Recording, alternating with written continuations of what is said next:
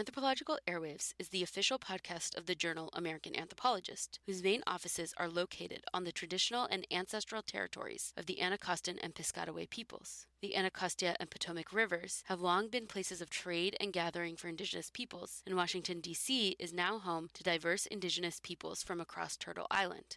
American Anthropologist has published articles throughout its history that have taken knowledge from indigenous peoples for a scholarly audience and has not required its authors or editors to be good relations to indigenous peoples and communities. Acknowledging territory is only one step in repairing relationships between anthropologists and indigenous peoples. The editorial collective of the journal is committed to deep listening and engagement with indigenous scholars, peoples, and communities to explore better ways to be a better relation. This episode of Anthropological Airwaves was recorded and produced from the traditional territories of the Catawba, Waxhaw, Chera, and Sugary peoples, and specifically in Charlotte, North Carolina, a city located on the traditional crossroads of two indigenous trading paths, the Occaneechi Path and the Lower Cherokee Traders Path, which facilitated the extensive trade network of Cherokee, Catawba, Saponi, and Congaree peoples prior to colonization. While many descendants of the Chera, Waxhaw, and Sugary communities eventually joined the Catawba peoples, today the Catawba Nation continues to thrive as a federally recognized tribe located less than 1 hour south of where I am recording.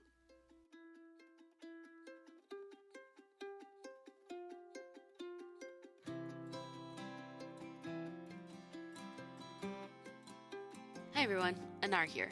Welcome back to Anthropological Airwaves, the official podcast of the journal American Anthropologist. This is Episode 2, Season 3-ish. My name is Anar Parikh. I'm a PhD candidate in anthropology at Brown University and the associate editor of the podcast at American Anthropologist. I use she, her pronouns, and I'm also the executive producer of Anthropological Airwaves and will often be the all-in-one producer, host, engineer of this show. In other words, you'll be hearing a lot from me. But don't worry, you'll also be hearing from plenty of other anthropologists and scholars whose work we look forward to featuring in a variety of formats, including interviews, conversations, experiments in sonic ethnography, and ethnographic journalism. Before we get on with the show, I have a few quick announcements. I want to remind y'all that Anthropological Airwaves is launching a new segment called Anthro Help Desk, where we will be answering your questions, comments, and concerns on all things anthropology. Perhaps a theoretical concept is tripping you up. You're looking for tips and tricks to use in your anthropology classroom, or you're trying to resolve a long-standing debate with one of your colleagues. Well, cue the dial tone.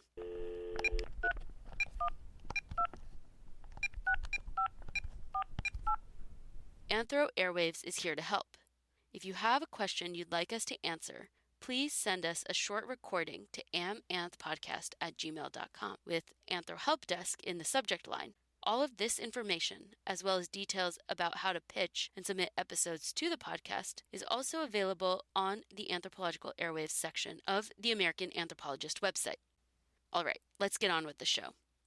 The theme of this mini-season is crossover, and during the next few months, Anthro Airwaves will be featuring anthropology podcasts and the people who make them. During each monthly episode, I'll chat with the host or hosts of a different anthropology podcast about their show, why they make it, and how it connects to their broader work. After a short interview, Anthro Airwaves will feature an episode of the show and include information on where you can learn more about our guests and their work. In the first episode of the series, I talked to NYU PhD student Anuli Akanebu about her podcast, Black in Real Life. Today's episode is the second in this mini-series, and my guests are Alyssa A.L. James and Brendane Tynes, the makers of Zora's Daughters, a society and culture podcast that uses Black feminist anthropology to think about race, politics, and popular culture. I'll chat with Brendane and Alyssa about the Zora's Daughters project, and at the end of the interview, we'll play the episode The Climate is Anti-Blackness from Semester 2 of Zora's Daughters, which originally aired on their show on March 3rd, 2021. If you love what you hear, and I'm sure you will, you can find the first 2 semesters of Zora's Daughters pretty much anywhere you listen to podcasts or visit the website www.zorasdaughters.com to learn more. We'll link to the website in the show notes. Let me tell you a little bit about our guest. Alyssa is a third-year PhD student in the Department of Anthropology at Columbia University and a 2020 recipient of the Canadian Social Science and Humanities Research Council Doctoral Fellowship. Her research examines the consequences of recasting Colonial History for Caribbean Subjectivities and Futures. She interrogates the discourses and practices that transformed commodities into heritage and history into commodity as it unfolds through Martinique's nascent coffee revival project. In her free time, you'll find Alyssa dancing, traveling, and writing about it. Hi, Anar. Nice to finally meet you, beyond Twitter. I'm Alyssa, and I use she, her, hers pronouns. And Brendane is a fourth year PhD candidate in the Department of Anthropology at Columbia University. She's a 2018 Ford Foundation predoctoral fellow whose research centers the affective experience of Black women and girls in the movement for Black lives.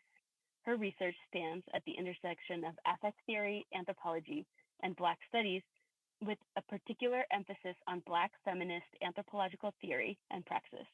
You can find her latest essay, How Do We Listen to the Living, on Anthropology and Use, which we'll also link to in the show notes. In her free time, Brendane enjoys writing, poetry, and dancing. Hi, I'm actually really honored to be here, Narn. It's so wonderful to see you in person. I think as Alyssa was saying, we be on the internet chatting it up. And hello to all of you who are listening. My name is Brendan, and I use she, her pronouns. The feeling is totally mutual. So I'm so honored that you both agreed to have this conversation with me. So thank you so much for joining me today to talk about Zora's Daughters and, anything else we decide we want to talk about. I have to admit that I was a bit late to the game, but I've spent the past couple of months catching up on the first two semesters of the show, and I can't tell you how much I've learned from you both and appreciate the way that y'all are thinking and learning from each other and from the text that you engage with on the show. Thank you. Yeah, we're glad to hear it. Well, I'll speak for myself. I'm really glad to hear it. I think that's what we were both hoping for, is that people listen and learn and are able to think from and with us. So this season of Anthro Airwaves is about capturing the range of anthropology podcasts that people are making and to talk about process, like the inspiration behind a project, what making a podcast entails, that kind of stuff. So to start off, I'd love to hear from y'all about where the idea for Zora's Daughters came from. Yes, it started with the name, actually. I really should be less embarrassed about telling the story, but I'm not because it's so basic. But last summer, I wanted to change my Twitter handle, and I was inspired by the author Robert Jones Jr. He goes by Son of Baldwin, and I thought, how about Daughter of Zora, right? I'm a Black woman, I'm a writer, I'm a graduate student at Columbia in anthropology, just like Zora Neale Hurston was. I'm walking down these halls, sitting in these classrooms. And so in a way, I was like, oh, I'm kind of, part of her legacy. It was very anthropological. And that was what I was looking for in the Twitter handle. And then at the same time, we were facing the COVID-19 pandemic. We still are, but at the time it was very fresh. The racial uprisings and all of that, and that was bringing things up in our department and the academy broadly. So I don't know if you remember, but that's around the time that Black in the Ivory was happening on Twitter. And so Brendan and I were having conversations, we were tweeting, and some of those tweets were getting traction. Brendan had a thread that went viral around that time as well. And then it just kind of clicked. It was like, why not start a podcast that brings these conversations that she and I were having to a wider public, right? Like, people always compliment us on our chemistry and rapport. Brendan always says, she makes sure to point out, like, we are actually friends, right? We are having these conversations. We've been to the club, we We talk really about. have. We have. When we could go to clubs. The club we went to this spot called Angel. Didn't we go to like two places that night? Yeah, we were party hopping that night. I wasn't really sure what to expect. Because every time I go out in Harlem, it's always a fascinating time. But it was fun. I learned that Alyssa could get down. Exactly. So And I would say I'm pretty reserved at school, right? You can say it in class and for stuff. I'm sure. pretty reserved. So I'm sure she was like, I don't know. This is really the person I want to Yeah, I go was to like, the what's be club going with. on in Canada? Like But yeah, so we've done that. We would, of course, we've taken classes together, so we would, of course, talk about things we were reading.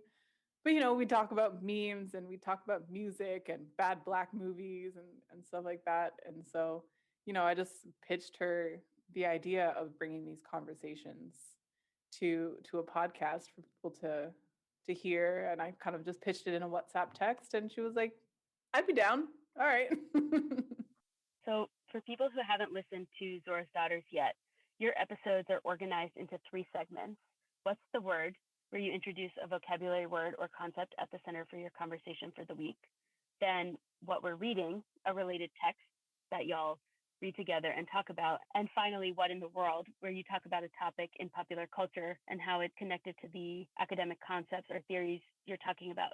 Can you talk about how you kind of organize the show into those 3 sections? Yeah, I would say that that is primarily Alyssa's genius. She is the one who came up with like the titles of each section and kind of what we would do in them. And I think what I bring to it, and we both have backgrounds in like teaching and thinking through education, right? So we're like, well, what's the most efficient way for people to understand the conversations that we're trying to have? Like, we can't just run into having an anthropological analysis of what in the world without people understanding what in particular we might be using it with our critical lens with, right? And so I think that that is really the thought process behind it, is like, how can we most efficiently and effectively get folks who might not have any understanding of like what the hell is going on, right, to understand like what we're saying, and why we are using the kind of critique that we're using. And I think it's been really useful for me, and I would say maybe for both of us, because there are sometimes we read things and we're like, oh, let's put this on this week so we can read it, so we can understand it better, because you always understand things better when you have to teach them. And so we'll just like bounce off of each other with what word we think we want to do. And then we'll say, okay, what text do we think we want to align with this word? And then we usually stem from like the current events that happen. But this season or semester, we actually serendipitously wanted to talk about Afro-pessimism. And we were just like, we're just going to stick it on a random week. And, whatever happens, happens. And it just happened to coincide with the Meghan Markle, is she Black debate. And so it was like, we didn't manifest Meghan Markle being kicked out of the palace, but we definitely She left. She left by choice. Apparently. Choice, whatever that means. But we definitely were in line with the universe and the stars, and we tend to take our lead from what's happening around us and what we think we'll be able to have critical conversations about. And then we think about, okay, what text can we use to really analyze what's happening? And then either from that text or something that's kind of similar, it will be our word that we use for the day. Yeah. And I mean, the coincidence or the kismet that you described really, I think, speaks to the ways in which these anthropological concepts and the Black feminist lens that you use are the ways that like people are experiencing the world on a daily basis. I think for us, it really shows how theory must be grounded, right? So like one of the values and virtues of Black feminist theory, and a lot of actually, I would say, women of color feminist theory, is that it's not some, stodgy white man who's sitting in, doing drugs, sitting in his room, thinking about what the world could possibly be like. It's people who are living and thinking about, okay, how can we actually take our experiences and abstract them, and not universalize them, which I think is also the difference that you're talking about, Anar, right? It's not about how do we make our experiences, everyone's experiences. It's like, how do we make our experiences known to everyone, which I think is a really important distinction for Black feminist work. And it doesn't necessarily mean that because it's grounded in experience that it's not difficult or challenging to work through, right? Like, it's grounded, but also that these are experiences and concepts that are challenging and require thoughtfulness and care in how you think through them, and that they may change over time or kind of shift or manifest in ways that are unexpected. I think what you're getting at is it's kind of, you see that exactly in our Afro-pessimism episode, because, Brendane and our guest, Chloe, who, we said is fellow Zora's daughter, she's also in our department. They don't agree on this question of Meghan Markle's blackness, and they're coming at that question from different perspectives, even though we have the same, what we could call, if we wanted to, an object of study. They both have the same object of study, but they're coming at it from different perspectives. So it does require, as you were saying, a particular kind of thoughtfulness to really answer a question that seems simple, but when you do think through it deeply and think through it through different theories, it does complicate it in a lot of ways. That makes it an interesting question to discuss abstractly. Right. Or she, Meghan Markle is a person. she's not an object. Right. Right. So I mean, to discuss in the abstract. Yeah. Yeah, and Alyssa, in the Climate is Anti-Blackness episode, which folks will get a chance to hear, to listen to after this interview, you mention an Angela Davis book where she talks about preparing for her qualifying exams and being so connected to the text that she was reading, that she was dreaming about them and wishing that you could feel that connected to your books in a similar way. And I mean, just a couple of minutes ago, as you were saying, that often in graduate school, there's actually not that kind of opportunity to like really connect with the work that you're reading, partly because our syllabi, as much like rich and amazing work there is by Black feminists, by women of color feminists, those are not the texts that are showing up most of our syllabi. But that's just to say that this desire really resonates with me. And what strikes me is that what y'all are doing, especially in the way that you engage with text in what we're reading, feels like an antidote to the pressure to read a lot, but only to read it cursorily, or to like try to get the core of it out of it, but not to really think through the various parts of it and move through it in the way that authors have like often so beautifully like put together a full story in a text. Mm-hmm. Yeah, no, I completely hear that. I agree. I will say that I didn't read that Angela Davis book. It was a quote that someone else tweeted, and then Brendane sent it to me on Twitter, and I was like, "Oh, why are you?" I'm feeling really bad about not being able to have the same kind of engagement.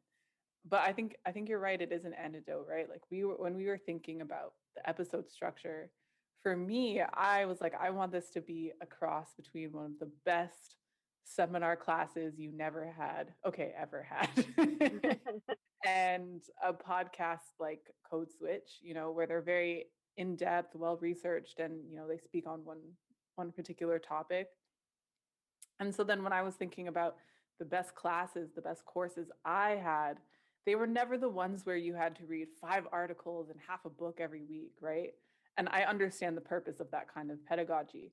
But, the classes that I really loved were the ones where we'd only read 1, maybe 2 texts every week, and we'd read it closely, and we'd be able to discuss particular passages and things like that. And that's when I really learned the most.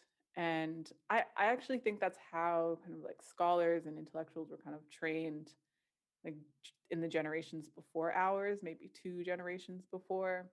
But now it's just like there's so much to read, and I think a lot of professors feel like they're doing us a disservice by not assigning a little bit of everything instead. And so I think it's nice to really dig deep into one book or one text and see what you can get from that, because they all are a part of the conversation, and reading a little bit of it doesn't help you enter into it. It's actually reading one closely that does.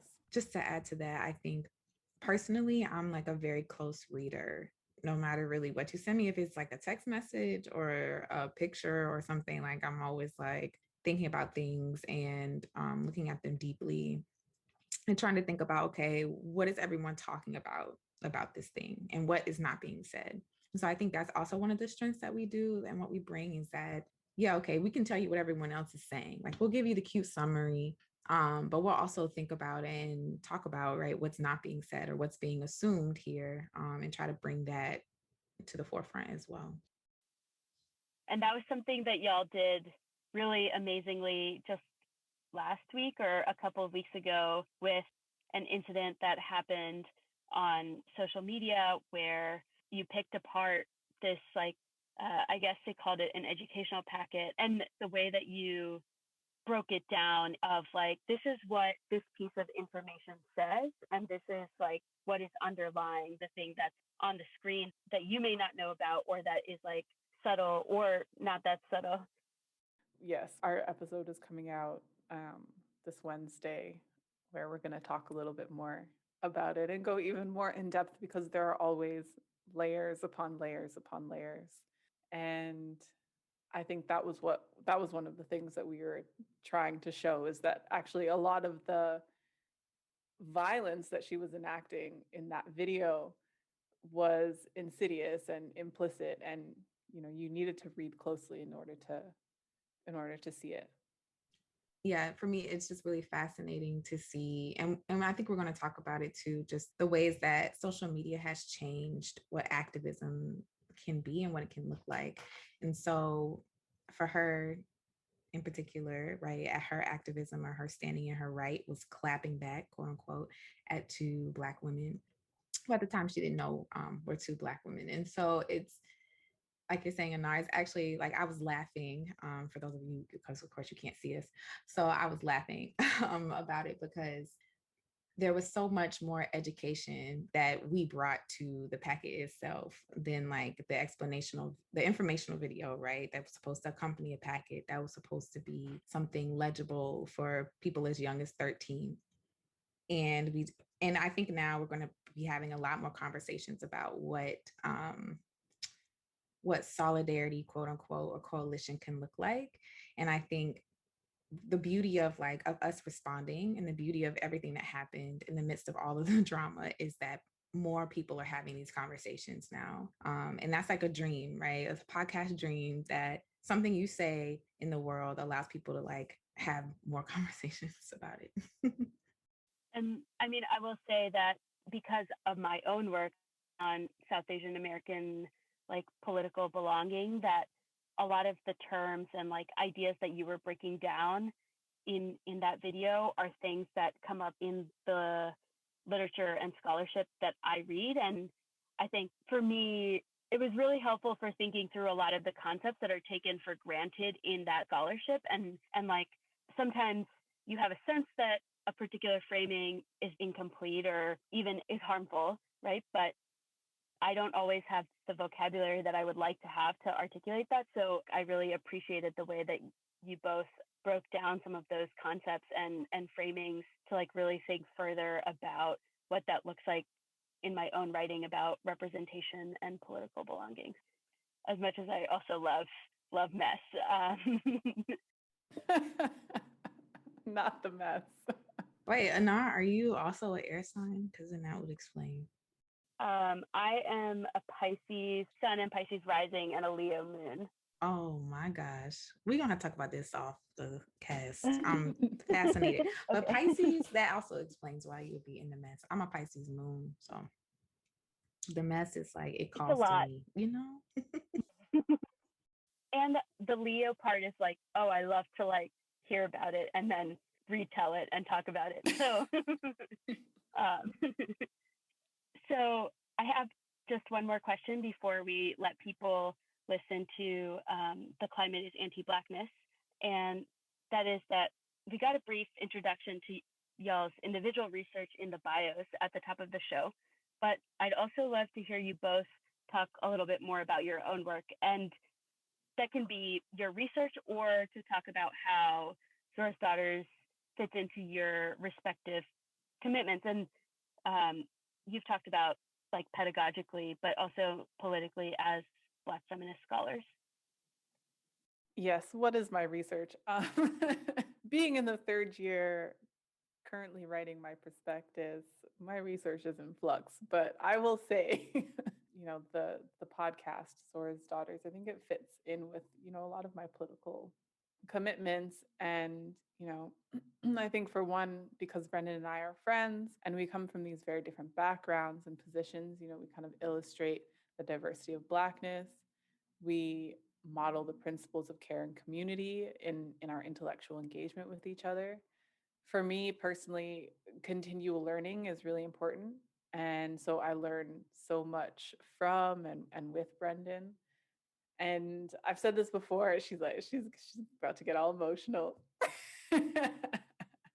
But I've said before, I'm still really growing in my politics, and so I might say to her, okay, I'm not there yet on X topic. I'm still working on that part, and she'll kind of explain, and we'll go back and forth, and it's never disrespectful. It's always a conversation. It's always open. And even if I don't agree or I haven't quite gotten to her level as yet, we're still talking about it. And then I think for me politically, the accessibility of academic work, or I think what people might hesitatingly call public anthropology, is another big one for me. So first of all, I'm first generation, everything in higher education. And so when people start talking about the dialectical hermeneutics of the Kantian deontological ethics, I'm like, I have no idea what you're doing there at all. And I think that work definitely has its kind of place because, it's opening up spaces for thinking that which hasn't been thought before. But there's so much awful shit happening in our actual factual world that the privilege I have to research and write about it, I think should be used for bettering it.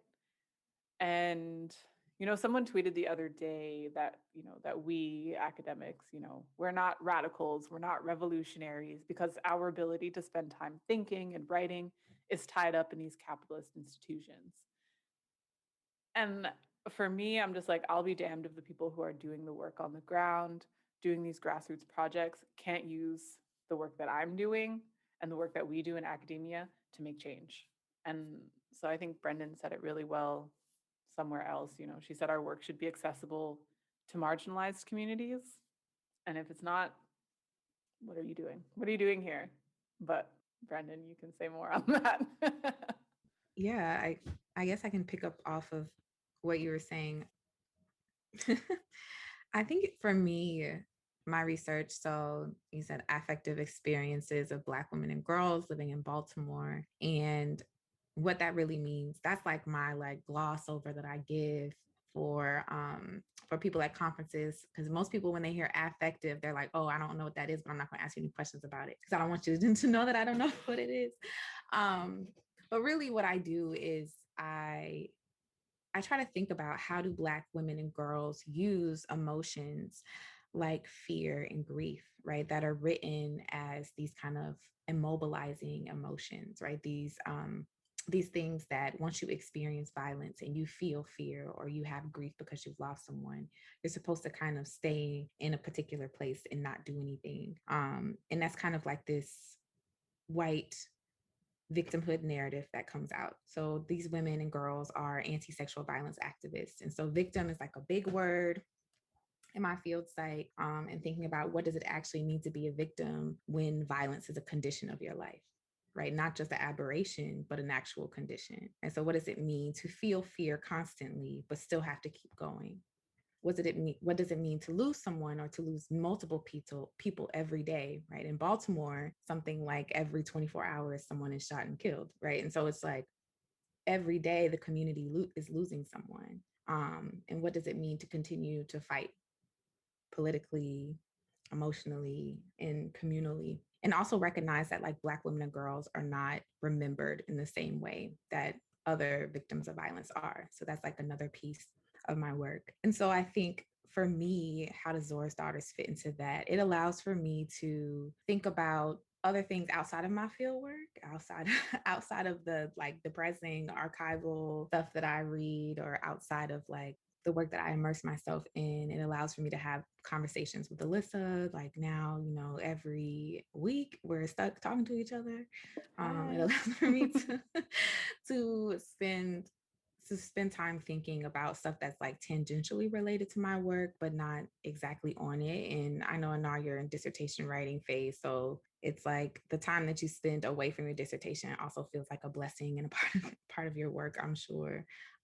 And as far as my commitments politically, Zora's Daughters, I think to echo what Alyssa is saying, is something that I believe in strongly is something that educates people who are marginalized, who might not ever have access to academic language or academic spaces, but they still feel like they want to be a part of the conversation. And I tell this story often when we speak, but for me, what was one of the most like touching things about this podcast is that one of our regular supporters is actually my aunt, and my aunt did not go to college. She graduated from high school, got a job immediately after, and lived her life. And the fact that she listens to Zora's Daughters and she tells me that she learned so much really means a lot to me. And, for a Capricorn to tell you that they're learning something, that takes a lot. And so if she listens to this, she's going to the definitely send me a Capricorn message. shade. The Capricorn shade. She's going to definitely send me a message like, why'd you put me out there like that? But yeah, like that is the thing, like that is the vision, that is the goal. Like I don't like, it's cool that I'm gonna say Dr. Deborah Thomas listens to us. Like I think it's cool, but she's not our only audience, right? Like I think about the work that I do for my dissertation as something that's going to change the lives of Black women and girls. And so I was like, for Zora's Daughters to do the same. And I think that especially this last bit of mess that we were talking about has really amplified for us our impact. Like people DMing us, sending us messages saying, thank you for being brave enough to say something, because this is actually this person has been abusive to my community for years. And for Alyssa and I to put it out there in the world and say, actually, we do know what we're talking about. And we do know how to go about these things and have these conversations. It opened the door for other people to voice what was happening in their own communities as well. But yeah, I think that's my short little speech.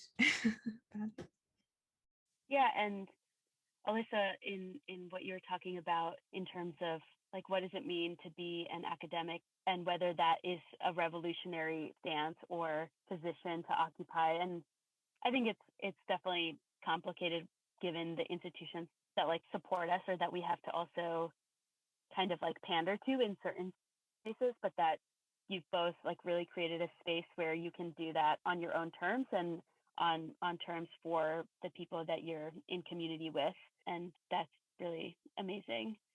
We're trying. We're trying. As a listener and big fan, I really appreciate that. So I think that's a perfect segue into the episode that y'all have chosen to feature for this segment. Alyssa and Brendane, thank you so much for chatting with me for Anthropological Airwaves. I'm so glad we had a chance to have this conversation. Thank you so much for having us. Yes, thank you, Anar. And just know we're fans of you too, honey. I don't want you to think that this is a one-way thing. Like, ja bless. And honestly, the Twitter, the narcissist, the piece that you did with Chelsea, think about that twice a week, and not at all because of what I encounter in my life. Parenthetically, never because of what I encounter in my life. So yeah, we're so honored and we're so thankful for this opportunity, and just like to see you and to smile with you and to laugh with you today. So thank you. Thank you.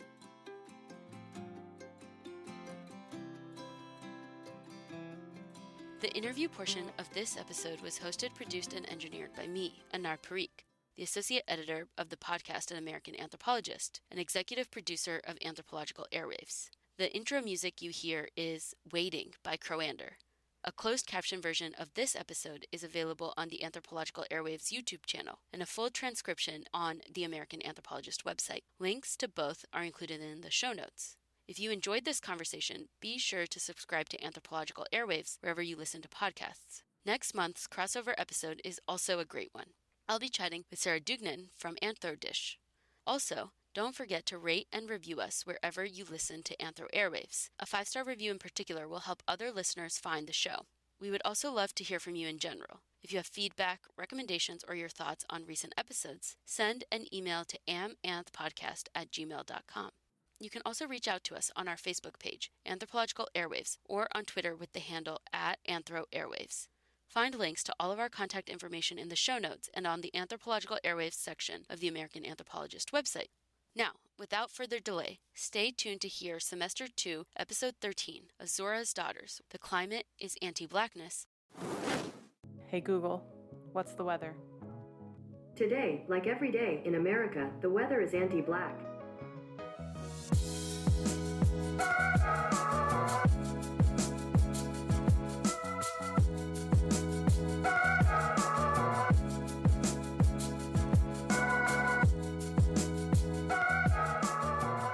Hey y'all, welcome back to Zora's Daughters, the podcast where we discuss popular culture with a Black feminist anthropological lens. I'm Brendane, and I use she, her, hers pronouns. And apparently, if I were an academic press, I'd be verso book, going straight for the jugular and speaking in manifestos. But I can't say that I read any lies there. No lies detected. Hey everyone, I'm Alyssa, and I use she, her, hers pronouns. Apparently, if I were an academic press, I'd be Duke University Press because I'm up on the latest drama, I have swag, aesthetics, and a propensity for pleasure. That makes sense to me, especially since I'm embarrassed by how many books I have from Duke. I mean, you can pretty much just blame their 50% off sales.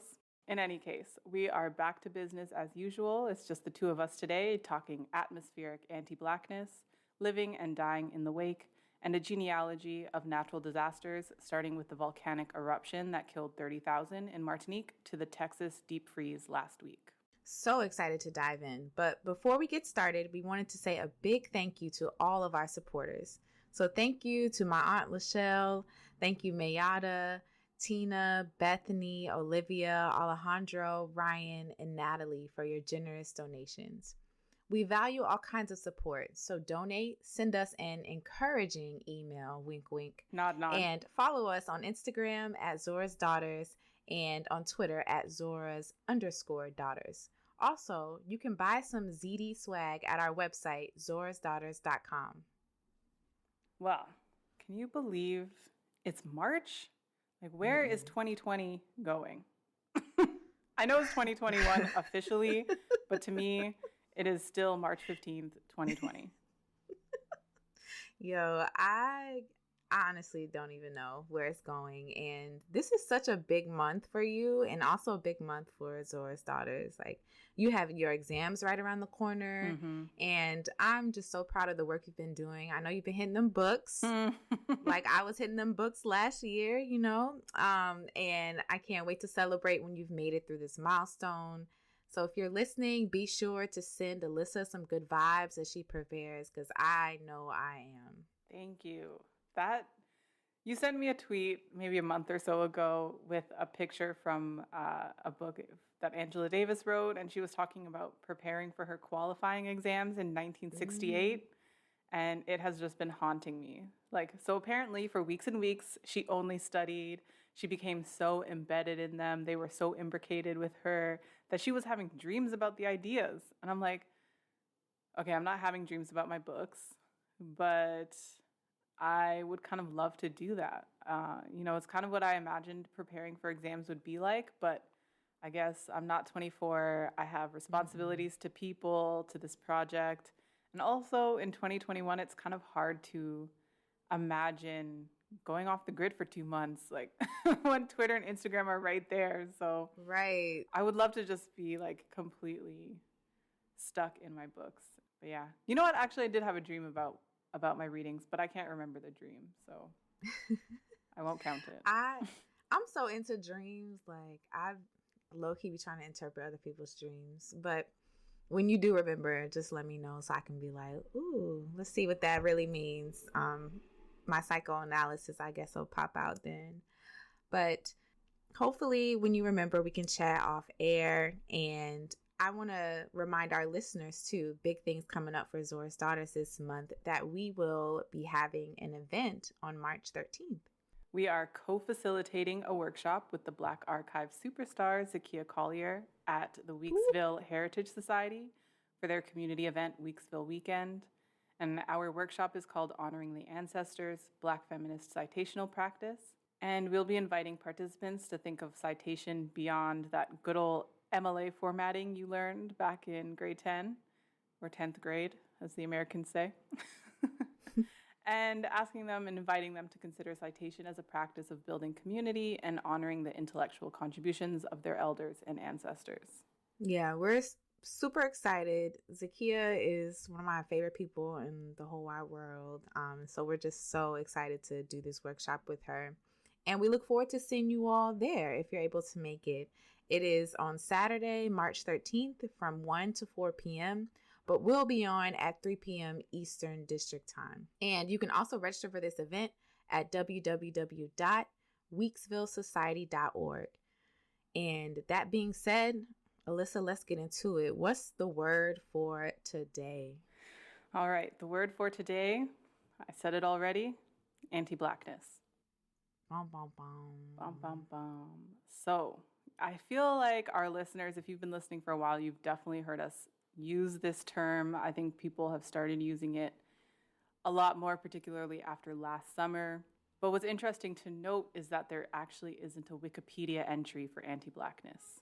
So there's one for anti-Semitism, and then there's a category for anti-Black racism, which is then categorized in the entry for racism in the United States under African Americans. So it's pretty, even anti-Black racism is pretty, deeply buried. Not that Wikipedia is the be-all end all of terminology, but I mean, that's going to be one of the first places that people go, right? So it seems like people only started hearing this term last year, and so I was trying to find an earlier use of the term.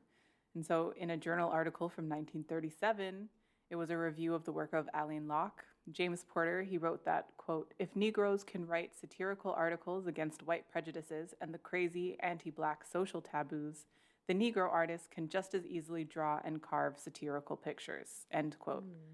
So, I mean, it's a little out of context, but there is a use from 1937 of anti-Black. So, of course, the term has become more expansive over time as it's been used in particular contexts and theorized by various scholars. So, that being said, I don't think we really have a simple definition. Right. So anti-Blackness, for those of you who are well-versed in Black studies, is something that, Frank Wilderson Jr. talks about a lot, Fred Moten. Of course, the author that we'll be talking about today, author and scholar Christina Sharp, talks about anti-Blackness, Saidiya Hartman. There are lots of Black people who write about anti-Blackness, myself included, Alyssa included. Right. And then there are a lot of non-Black people who write about anti-Blackness as well in Black studies. And I'll be having some thoughts about that, but I think I'll save that for our Afro-pessimism episode that we have coming up. I also have some thoughts about that. We have thoughts about lots of things. But yes, it's not just a simple word that has a simple definition. I think we can simplify it here today, but as we'll get into it, especially with what we're reading, there's just a multiplicity of understanding around it. It's a deeply complicated issue. But at the base of it all, right, we have this social structure that has the Black at the bottom for very particular reasons, which we'll get into it. Yes. And I think if you remember from a previous episode, the Black, whenever you hear us say that, we're talking about Blackness as a subject position. So don't just go around being like, there's a Black. There's the Blacks, the Blacks, that thing's don't coming do that. back. That's not cool.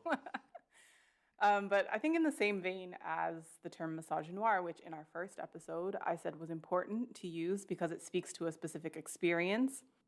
Anti-Blackness is more descriptive than racism, in the same way that misogynoir is more descriptive and encompassing of a particular idea than saying sexism against Black women.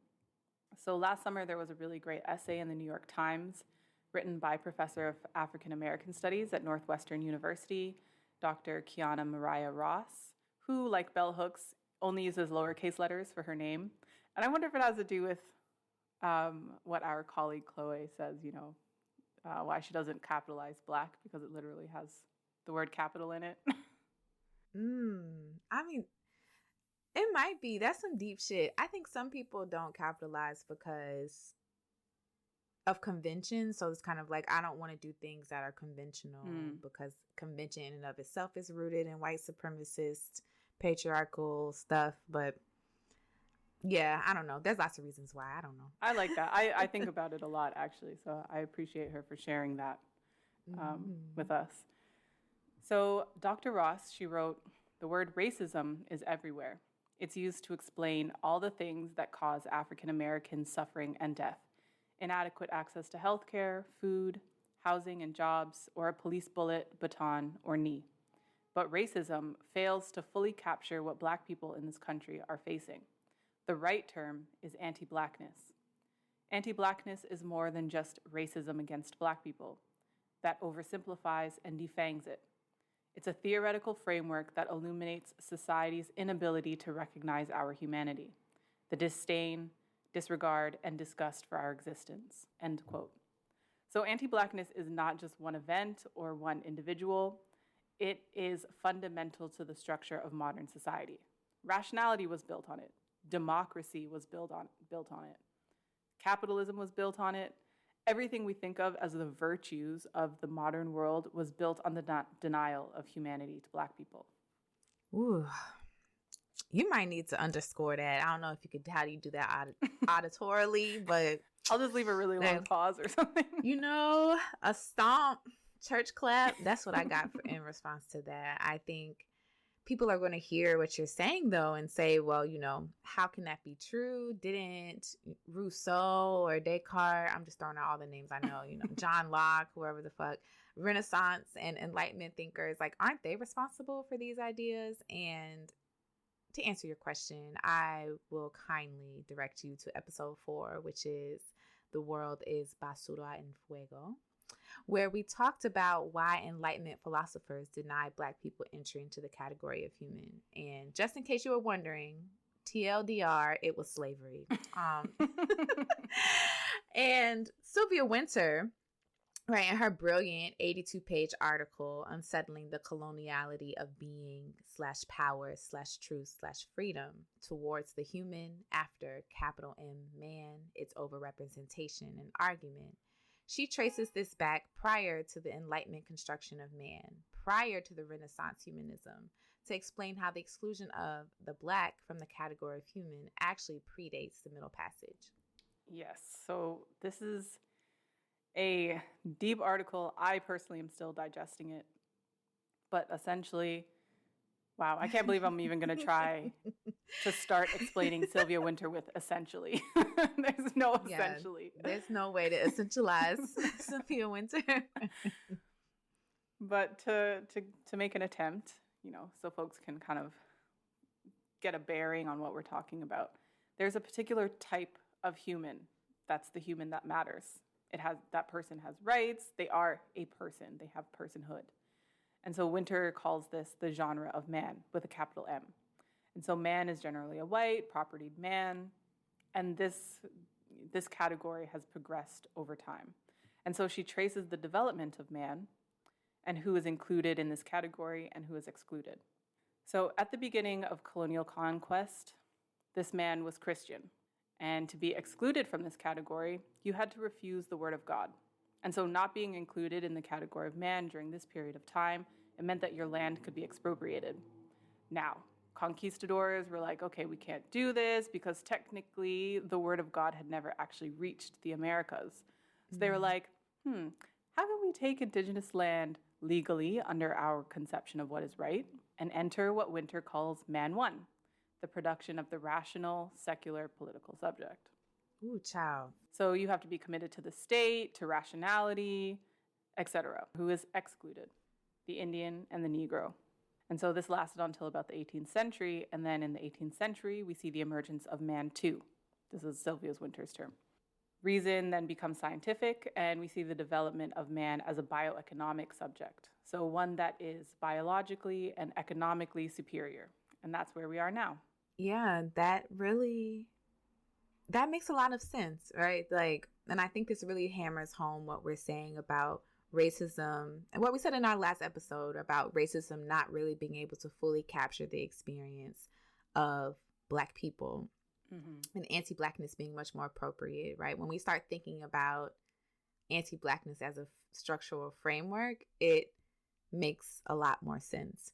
And so all of this to say, right? So in order to capture the land that we occupy now, wherever we are in the world, and amass the capital then from that land that is being hoarded by very few, right? Philosophers basically finessed what it means to be human and who gets to be included into that category of human. They were like, ain't that some shit? Like it really is though, because they're like, oh, wait, you know, by calling countries developing, right, but saying they're underdeveloped, right? These are actually resourceful lands, right, that we then recast as unused, right, or like misappropriated lands.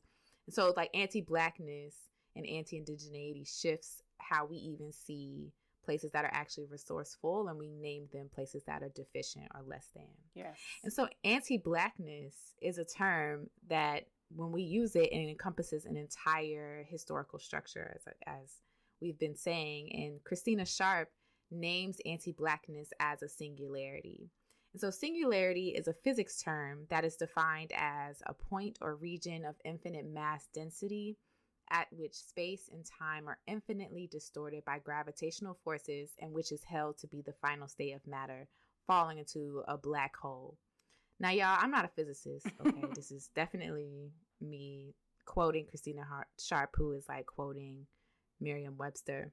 But I want us to really sit there and sit with that reality, right? Anti-Blackness as a singularity. So not a single event or a single moment, as Alyssa was saying, but actually a moment, a point that we pass through that infinitely refracts the world in which we live, right? So until we do our Afro-pessimism episode, it might be helpful for you all to think about anti-Blackness as a force that refracts relations in an infinite amount of ways all at once. And we actually can never truly measure the depth of that impact. Yes, a black hole, which is also an apt metaphor, I think. You know, it sucks up all of the light around it.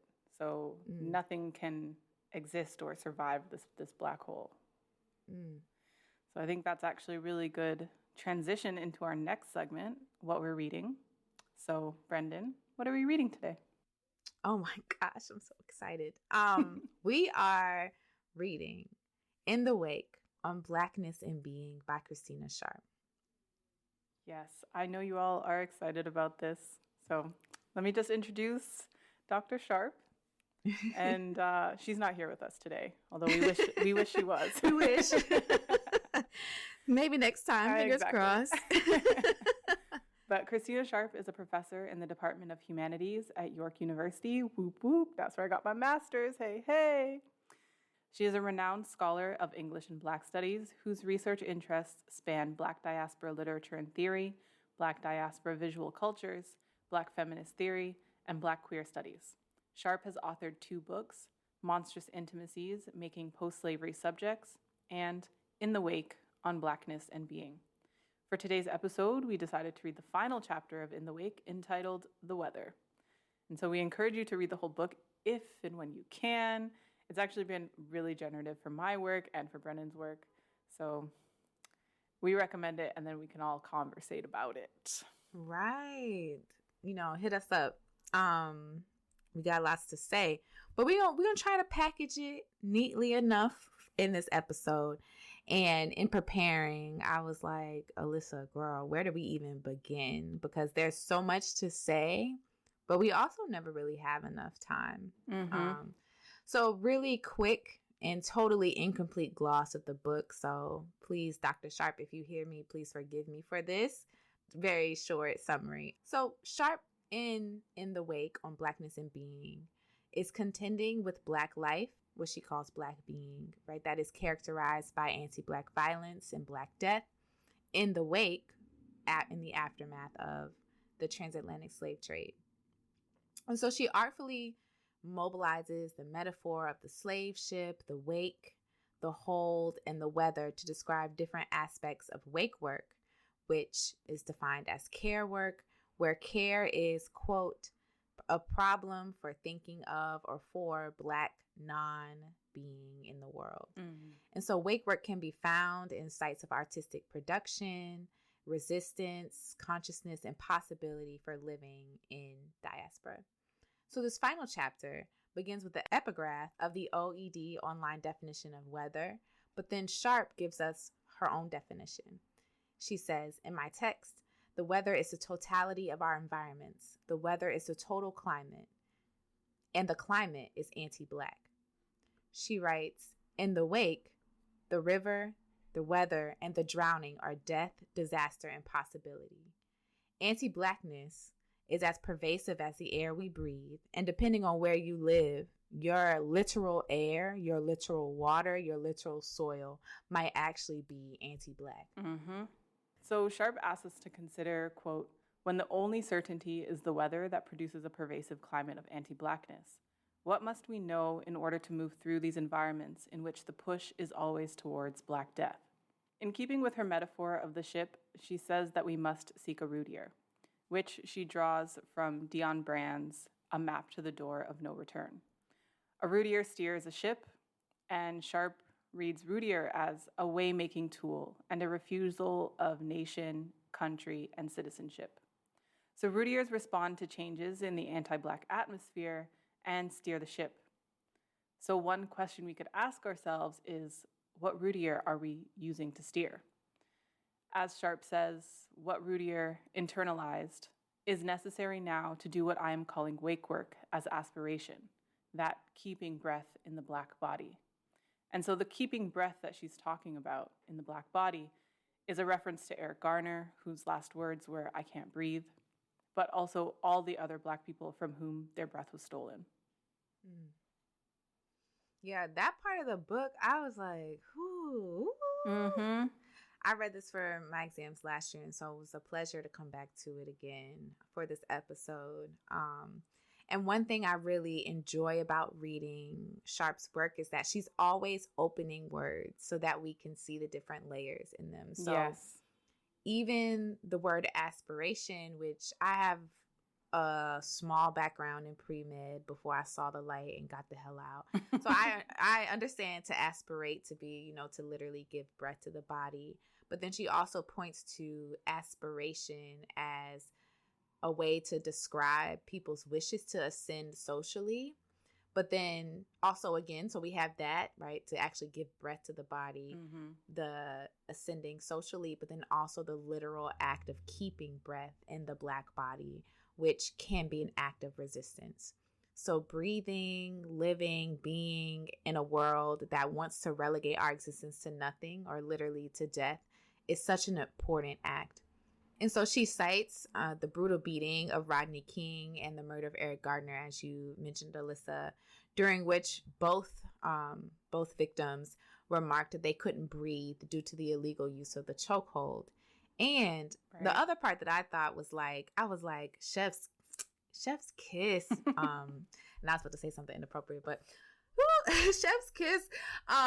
When she cites Lundy Braun's book, Breathing Grace into the Machine, where the author talks about the anti-Black origins of the spirometer.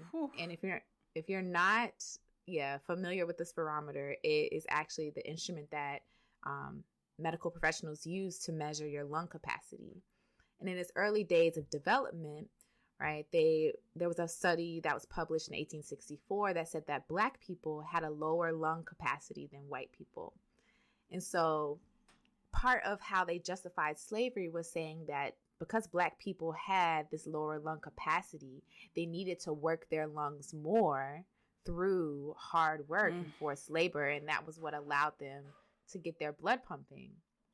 And so the argument was that slavery kept the enslaved alive. Wow. That's that's anti-Black logic, right? It's this weird gymnastics that you do, right, to justify subjugating people and killing them. So when I read that the first time, I was like, what? What the actual fuck?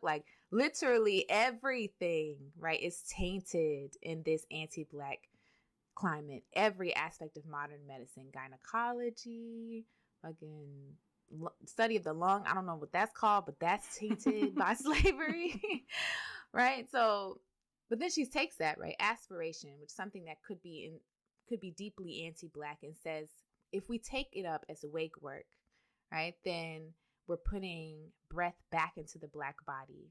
And we can resist these anti-Black logics that say that the very thing that kills us, right? Forced labor, capitalism, patriarchy, homophobia, transphobia, fatphobia, all that shit that kills us is the thing that saves us, right? Which is how anti-Black logic works. But when we aspirate as wake work, we can resist that. It's just so, just her mind.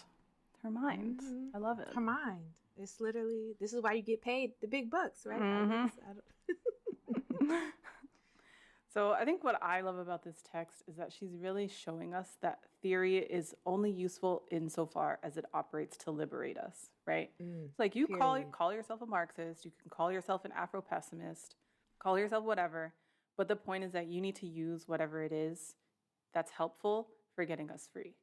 And so she gives us a bunch of examples of wake work, namely Black annotation and Black redaction. And so as we study Black being in the wake of enslavement and emancipation, we need new ways of writing, new ways of making sense of the world, making sense of ourselves. And so if you think about what redaction is, again, here she is unpacking these layers of words, right? Mm-hmm. Redaction is when you revise by removing words, phrases, etc.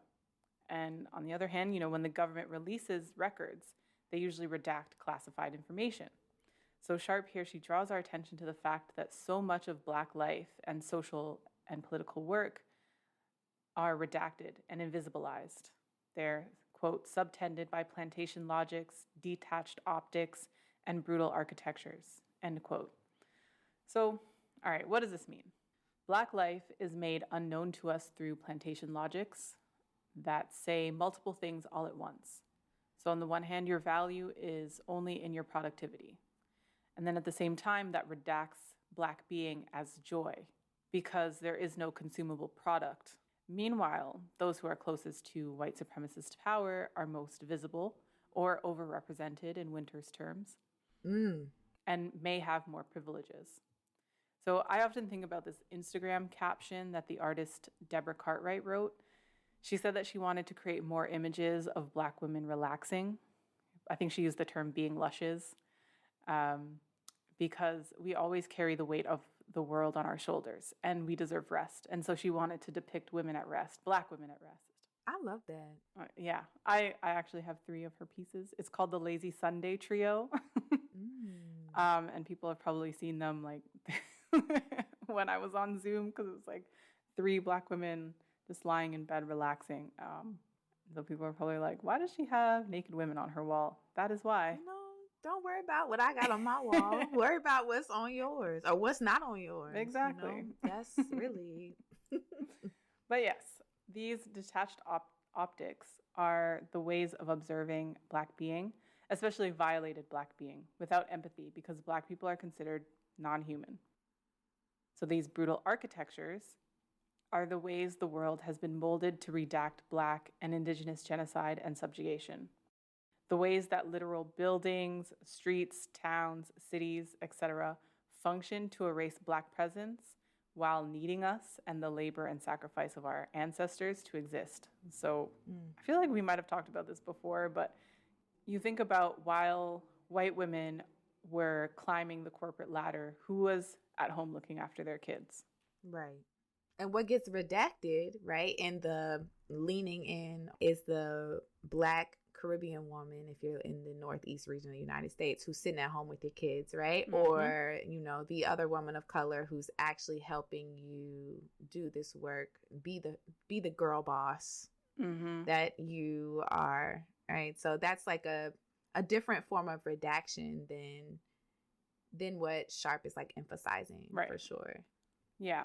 Well, I think she takes us deeper, right? She takes us deeper than that by thinking about instances of Black redaction. So where we use our power to refuse to submit to these anti-Black logics and optics. So what happens when we as Black people choose what aspects of our lives, our politics, our knowledges are made known to the world through images? Right. Like, I think that something else that she also does is point us to the connection between imaging, which is, the actual verb action of producing a representation of a thing. So that can be through an image or through a text or etc., a movie, right? And then the act of imagining, which is the mental image or concept that kind of precedes the imaging.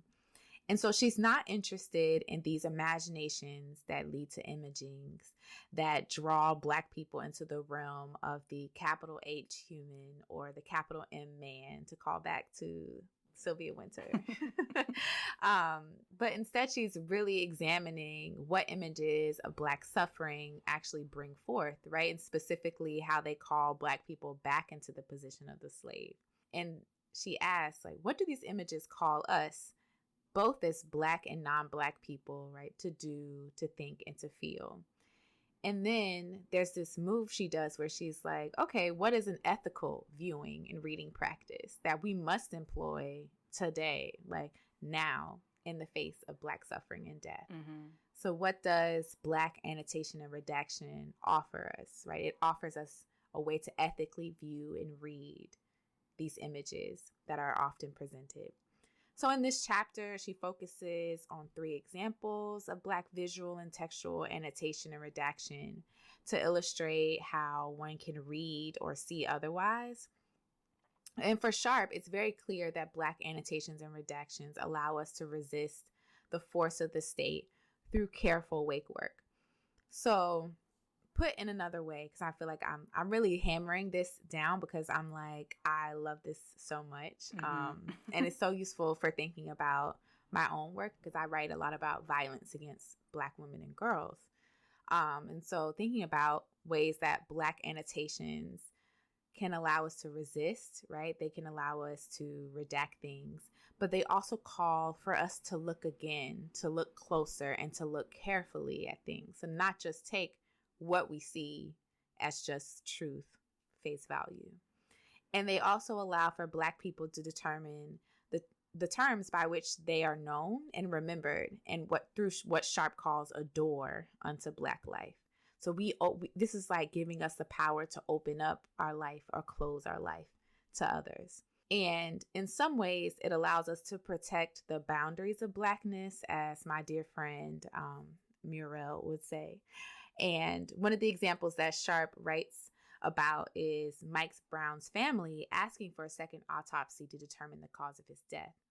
So his family's act of annotation, which is adding to a text, helps substantiate a counter narrative to what the police actually said, right? So we know the initial story was that awful person shot Mike Brown because they thought that he was menacing and to attack them. But that second autopsy actually overturned that determination. And so this idea of Black redaction and annotation is especially useful in today's world as we constantly encounter images of Black suffering. And I think that really leads us to our next section actually really well.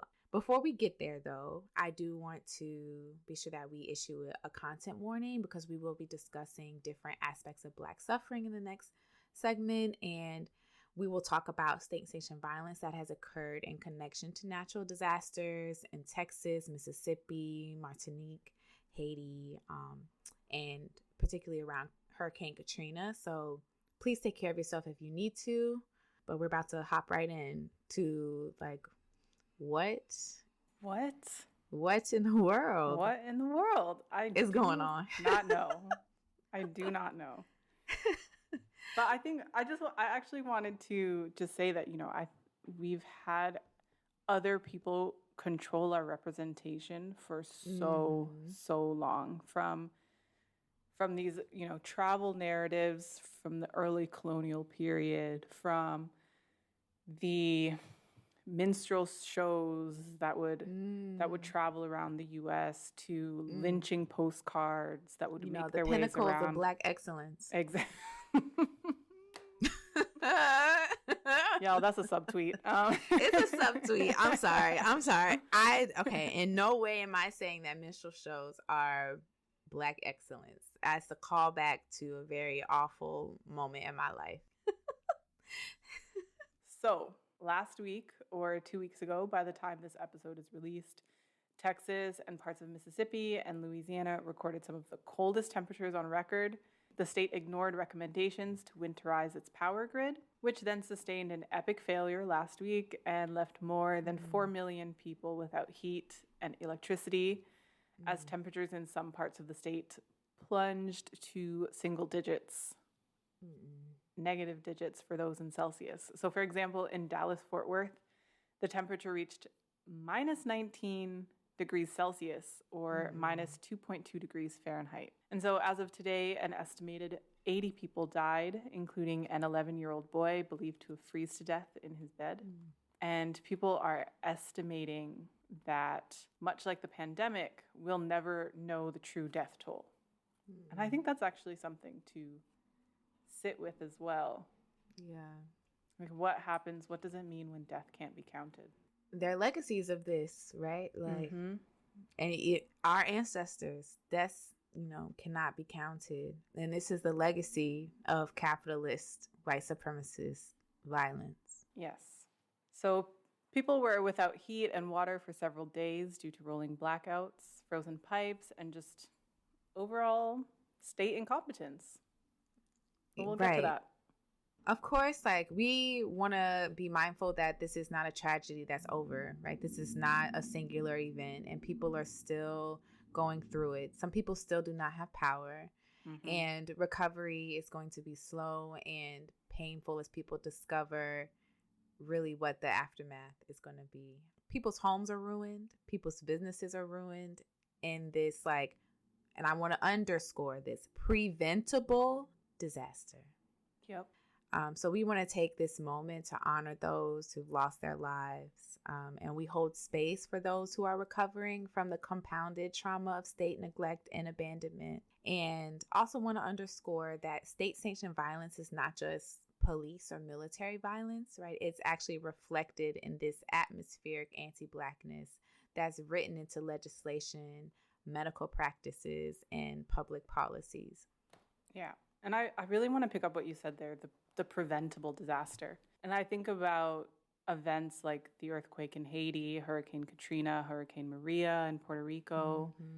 People call them natural disasters, right? But I think that the disaster element is anything but natural. They're social. Because 9 times out of 10, these mass casualties are the result of human decisions that have real and deadly consequences. So I think about the 1902 eruption of Mount Pelée in Martinique. So it's now considered the 3rd deadliest volcanic eruption in known history. And so indigenous people of the island, they called it Fire Mountain. They knew it was dangerous. They warned the early settlers of the risks. It was well known that it was dangerous. But of course they were like, we'll settle on this island. We won't listen to indigenous knowledge. Whatever, it'll be fine. So, of course, they build the most important city in the French Caribbean at the foot of this mountain. Of course. Yes, the foot of this volcano, I should say. So, at the time, in 1902, it erupted in April. Scientists and the residents, they were like, okay, we're seeing signs of activity. There's some rumblings, but there's an election coming up. And the mayor didn't want to evacuate the town. Oh my God. Why does this feel so familiar? Oh. Exactly. And so due to these political reasons, an estimated 30,000 people perished. So there was one confirmed survivor, and then there's another one that I've read about, but I haven't seen as commonly accepted as a survivor, a young girl. But I guess like the sole survivor story is just too rich with myth to let it go and to accept something else. So, but anyways, I'm reminded that these are natural weather events, but the disaster is a result of state failure. If we think about Texas and what happened there, right? Texas privatized its electric grid in order to avoid federal regulation, which is literally what led to this particular disaster. Right. And so much of what happened in Texas and in Mississippi, which is not really talked about as much, brought me back to Hurricane Katrina. And I was in middle school. I'm going to age myself. I was in middle school when Hurricane Katrina hit the Gulf Coast and devastated so many lives. And many of the people who were able to leave, who were then named after, right, Katrina refugees, quote unquote, came to South Carolina. And I remember going to school with a girl who was a, quote, refugee. And she said her family was only going to be in backwards ass, and I'm really quoting her, backwards ass South Carolina until things straightened out and she could return to New Orleans. But she was never able to return home. And so her family also didn't receive disaster relief funds until years later. And it was a fraction of how much it cost them to move and establish life somewhere else. So our federal and state governments have failed people time and time again, have literally relegated them to death. And now, I don't know if you've been to New Orleans recently, but No. a lot of those like neighborhoods that were devastated are now kind of being, and I'm going to use the word annexed intentionally, but like are now being annexed by kind of like richer, whiter areas, and then are being like developed, quote unquote, or they're still in a state of disrepair. This is literally the case. Literally, love. The case for abolition. Like, if this doesn't radicalize you, I mean, I can say this about pretty much anything that's happened in the last 400 years, but like, you know, if this doesn't radicalize you, then I don't know what will. But I mean, I think it's a perfect example, and there are perfect examples in this, you know, within this situation that demonstrate why we don't actually need the state. And so the state at the time, in the words of our wonderful intern Menkute, bounced to Cancun. Period. Like said bye. Was like deuces. And so meanwhile, Black folk, especially Black women, stepped up to help one another. Can someone just explain to me why citizens, and actually that's a very fraught term, but yeah, why people residing in these states, in these cities, in these towns are better at redistributing essentials and providing aid than the state. And so like people, they always applaud charity. They're like, oh, Bill Gates donated $1 million to such and such a cause. And I'm like, first of all, that's a tax write-off for him and a drop in the bucket to his hoarded wealth. And second of all, the fact that charities exist are a result of failures of the state and the social contract. So I've kind of like refined that idea now. That was something I said before, and I think it resonated with people, not on this podcast, but, you know, I've refined that idea because it kind of assumes that the state is actually a useful structure around which to organize our lives. And it clearly isn't, right? Like, it continues to fail to support life, and it was never built to support Black life. So, I say the state not only never built to support Black life, but imagine if, think about our ancestors, literally their backs are what hold up the state itself. Right? So like, not just that the state is not a container in which we can enter, but like the container actually sits on the back of our ancestors. Whew. Preach. So why not let it go? But don't throw me in the bucket with those anarchists that are doing things that I don't appreciate. Yes. Which is another podcast. Neither. Another time. Which is another podcast. But I think one of the things I found interesting was actually the lack of images. I think we were talking about imaging and images, and the ways that images have been used to represent Black people, particularly Black suffering. And we said in another episode that these images actually don't produce sympathy or compassion. They actually just affirm to white people that these structures and systems are doing what it is that they're supposed to do, and that's keep white people in power and kill Black people. Okay. Just a little callback to that. But just in case you don't have time to rewind, But what I found really interesting is the lack of images of Texas, especially when you compare the gratuitous and pornographic images of Black death that spread in the wake of Katrina and the earthquake in Haiti. And so I'm not saying that I wanted to see those images. What I did want to see were reports of the Black trans organizations offering shelter, the Black women cooking hot meals and delivering them to people's homes, I'm thinking of Dr. Badura Lagra, Dr. Shantae Reese, like who were doing that work. Props to them. Salute. And, people sharing their homes with strangers in a whole pandemic. It's wild to me. It's like all this shit is going down and we're literally in the middle of a Panera. like, ma'am, this is a Panera. Like, why do people have to worry about freezing to death? Anyway. Yeah, I mean, exactly. We're in the middle of a pamplemousse. Our intern is sitting in and she's laughing. She wants us to add a pandemonium. So I think it speaks again to redaction, right? As Christina Sharp wrote, quote, so much of Black intramural life and social and political work is redacted. So a lot of this was intramural. People were inside their homes, inside their cars. But then a lot of it was also outside. Mm-hmm. These mutual aid systems and the way that people stepped up to help each other, enacting a Black feminist practice of care, is not at all visible in the mainstream media. And so, in fact, like today, I was just like, okay, let me Google Texas deep freeze and see what happens.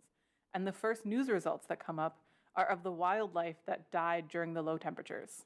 I know you fucking lying. Nope. It was just like, all of these wildlife, they died, and now it's going to ruin the ecosystem. And I'm like, there's another example of how white people care more about animals than Black people and people of color.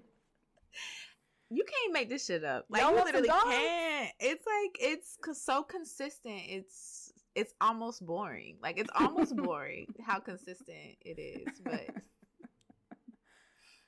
But I think, what this does show is Black people, and especially Black women, they constructed their root here, right? And we love to see it.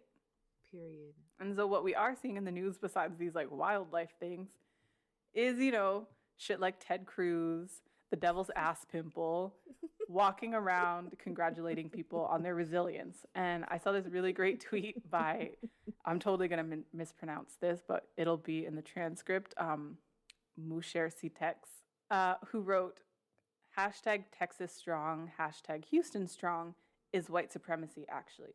The ideology behind the resilience narrative in the face of state-sanctioned violence is just visual narrative patchwork to cover up the crimes of the rich and powerful.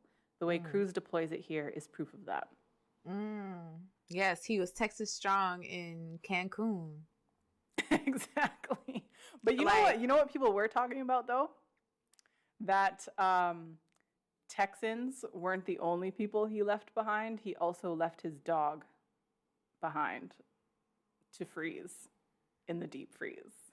Oh, wait. Wow. That's child. I don't even know how to respond to that.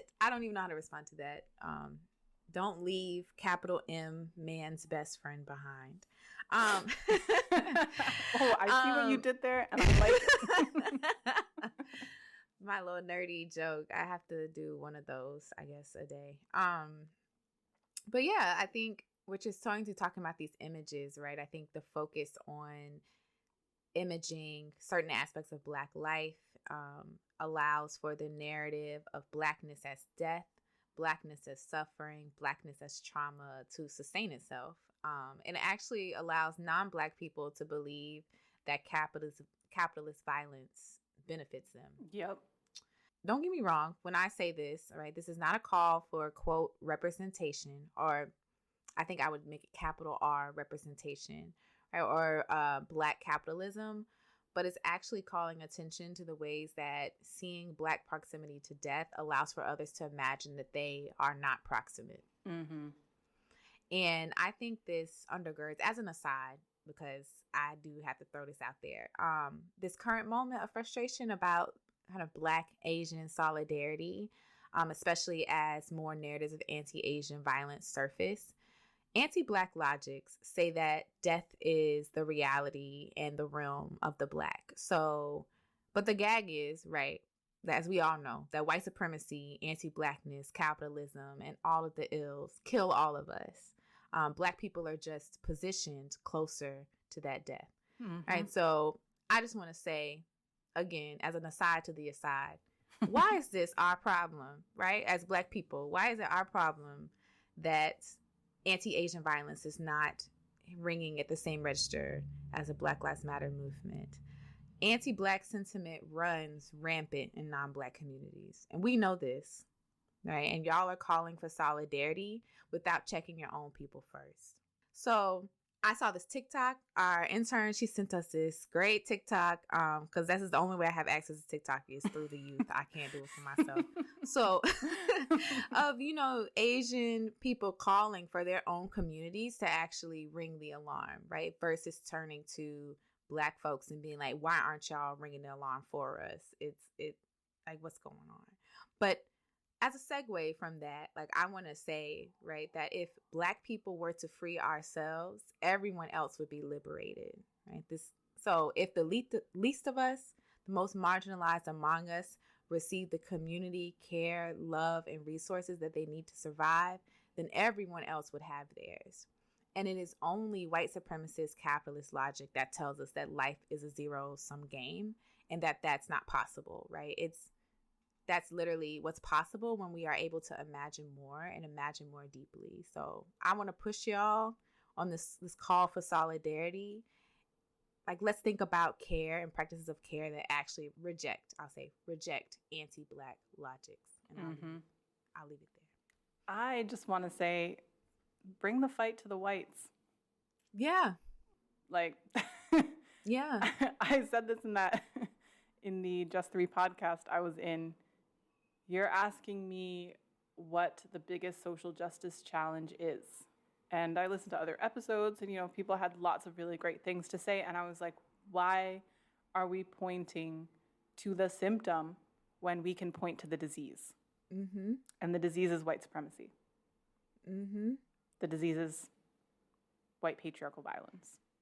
Period. Those are the challenges that we're facing. So as you said, Brendane, helping us will help you. Help us, help you. Help us. But know that we gonna help ourselves. Yeah. And like empower yourselves to help yourselves as well. I would just say, like, I understand why radical movements can't move without Black thought and Black power because we are the wellspring from which radical thought comes, right? So it's like I can see that, but you can't take the thought and then step on the person who produced it, right? Like that just it doesn't make sense. It doesn't make sense. Something that you said in that workshop we were in when you were like, I don't know how I feel about solidarity because I know that freeing myself will free others. I was like, yeah, that's it. That's the move right there.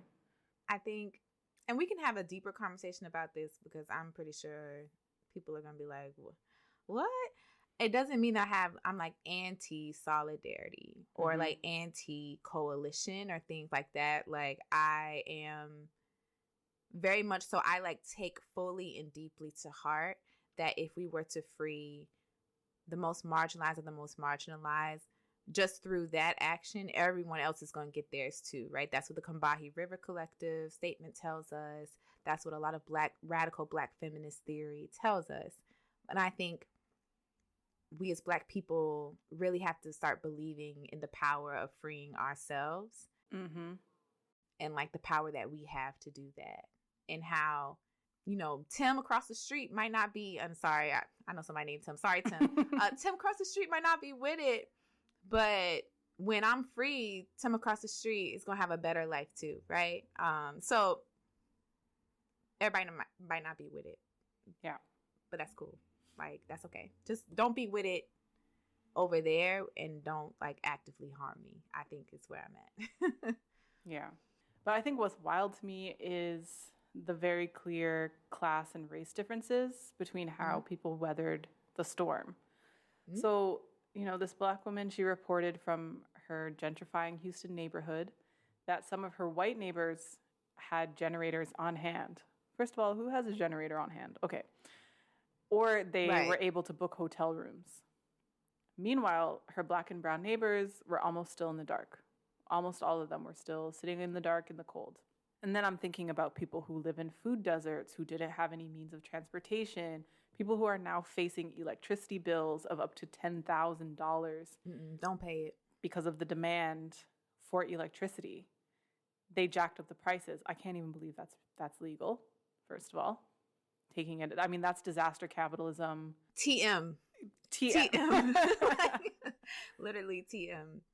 I don't want to say it's surprising because it's kind of not, but I just want to point out that America is dead ass ready for war and fighting terrorism and putting Black Lives Matter on their like racial extremist groups list because Black Life Mattering is an extreme idea.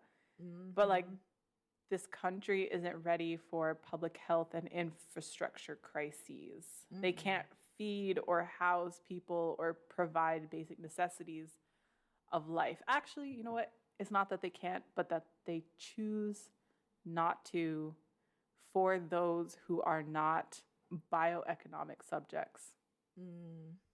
So the poor person, the houseless person, they're not bioeconomic subjects in the same way and thus are not deserving of the resources and basic necessities of life. I was going to say why, explain it to me like I'm 5, but I actually think I answered my own question. So my friend, who is not one of, well, I mean, I guess she is one of the youth compared to me, but she sent me a TikTok of this Uber driver, a delivery driver, who was upset that Uber pays them $2.50 per delivery. And then the person that they delivered to, the customer, tipped them $1.50. The driver was upset at the customer because they were going to lose their apartment, for the 3rd time since the pandemic. They're going to be houseless, without all of this income. And they couldn't believe that the customer couldn't just give them $5 because they're out there risking their life and things like that to deliver food. And my friend was just like, this just shows you how much people buy into individualism. Like, how do you bypass being angry at the company for the low pay, this $1 billion company, for the low pay?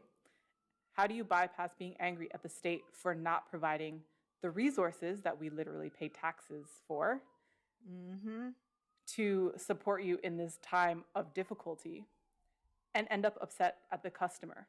I feel like that's kind of the state of affairs though, right? Even as I was very scared about, just to say that, like the mutual aid groups were popping up and I was afraid that the state was going to look at those groups and be like, see, this is what happens when we come together, when individuals come together and we work together. So y'all don't need us to improve because, the wealth is already here, which is, yes, very true. But also, I mean, the corollary to that is we don't need you at all, so you don't need to exist. Bye, Felicia. Right. Like, yes. So many different ways to open that up. And also to say that like neoliberal logic, which we talked about neoliberalism in a previous episode, right? Neoliberal logic has really taken over and made state matters, or even if you want to move outside the state, right? Community matters, individual responsibilities. And we saw on Twitter so many comments about Texas, Katrina, what happened to Hurricane Katrina and what's going on in Mississippi, looking like a third world country because of the quote unquote like looting or the empty stores and all of the destruction, which I just want to say, pause. Okay. The reasons why resourceful countries look the way they do in certain parts of the world is because of European and U.S. imperialism and intervention that extracted their resources from them, right? So what we're seeing in the U.S. as a parallel or corollary to that, right, is capitalism and anti-Blackness are those main corporates for what we're seeing, right? That devastation. So let's go back to where the fight really is, as you were saying earlier. Like, let's bring the fight. I'm gonna start saying it to people. Don't bring the fight to me. I'm telling Black men, don't bring the fight to me. Bring the fight to the whites. But that's again, that's another conversation. Well, the climate is anti-Black. We are here in the weather. Here, there is disaster and possibility. On Peridot. Girl, I'm living for that. Here, there is disaster and possibility. I love it. I mean, it's the second to last line of In the Wake, so. Well, we'd love to go on more, but that is all we have for you today, folks. Thank you all so much for listening. This episode was produced by yours truly, Alyssa James, and my lovely co-host, Brendane Tynes. Our intern is Minkute Whaley.